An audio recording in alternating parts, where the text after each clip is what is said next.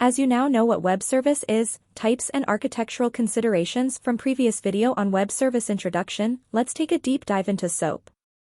If you haven't watched previous video on web service introduction yet, I highly recommend that you watch it here before watching this current video to get most of it. Let's take a look at how SOAP works, pros and cons of using it, and some use cases. SOAP or Simple Object Access Protocol is a messaging protocol for exchanging information across multiple systems. It uses XML for its message format, relies on application layer protocols like HTTP and SMTP for message negotiation and transmission. SOAP allows clients to invoke web services and receive responses irrespective of languages and platforms. There are 3 parts to SOAP. An envelope defines the message structure and how to process it. Set of encoding rules to express instances of application-defined data types. A convention for representing procedure calls and responses. Major characteristics of SOAP are extensibility, neutrality, independence. An application sends SOAP request to a server that has web services enabled. The server then returns SOAP response, usually an XML document. Advantages. Neutrality.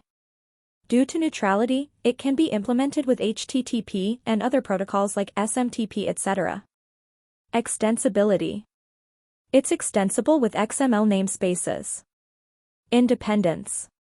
Can work for any programming model. Disadvantages. Verbosity, lack of standardization and parsing speed.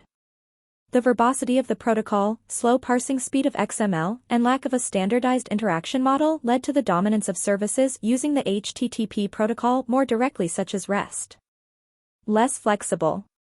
As a strict protocol, SOAP imposes certain rules and structures on its implementation.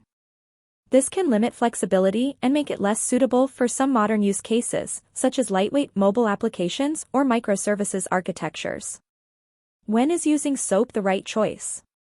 Stateful operations, performing repetitive, chain tasks means that you may need to retain certain client data within the server for future use. By default, SOAP supports stateful operations. There are many other such use cases for SOAP as well, but most have to do with some variation of these 2 operations.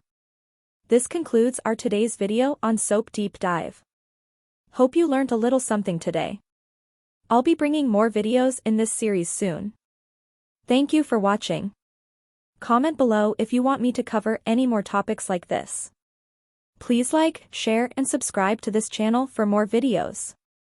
Happy learning!